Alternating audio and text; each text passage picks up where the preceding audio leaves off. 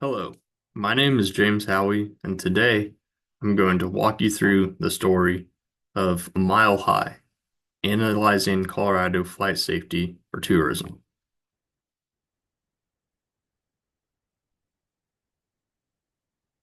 So the background of this story takes us to Slippery Slopes Entertainment in Eagle, Colorado. They are a ski and outdoors resort. Unfortunately, business has been declining, and one reason that's been cited is a fear of unsafe flight events that occur in the state of Colorado. So today, I'm going to answer and look into whether informative data visualizations help shift public perception. So meet Jeff. No one is bothered more than the alarming trends of declining visitors than Jeff Wilson, who's a resort manager.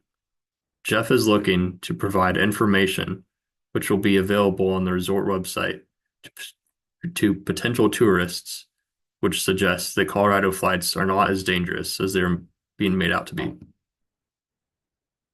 So the first data visualization is just a simple comparison, Colorado total injuries versus other states. And as you can see, Colorado is pretty comparable to similar states in size like North Carolina, Arizona, and Nevada, and it's much lower than very busy states such as California, Florida, and Texas.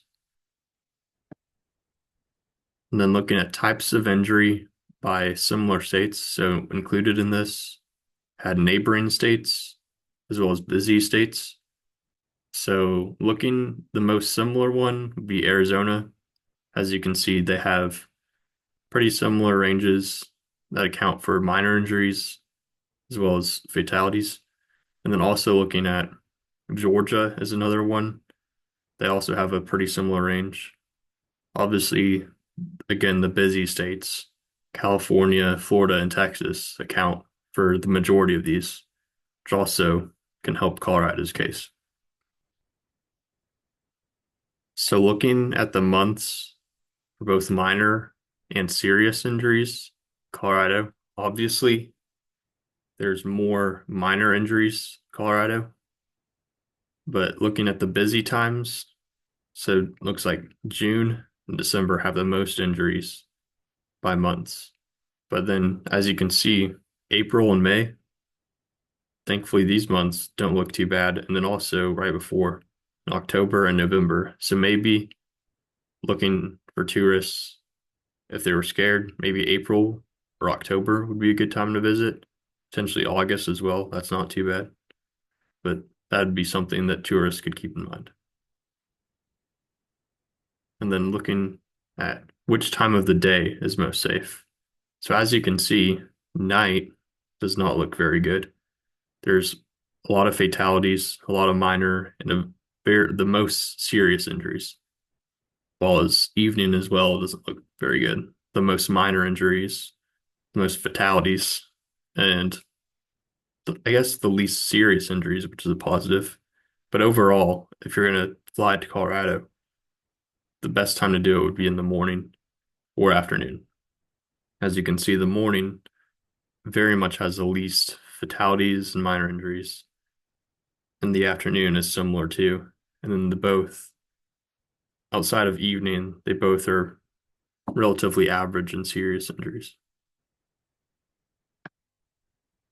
So where do Colorado injuries occur?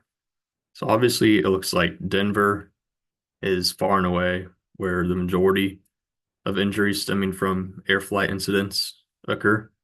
But one that is interesting is Broomfield, and that is the location of Rocky Mountain National Park.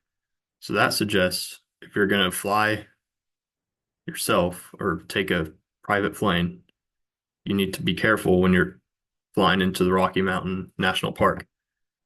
Um, Fortunately, Eagle, Colorado, has only had 41 total injuries. So that the landing strip closest to Slippery Slopes Entertainment is thankfully relatively safe.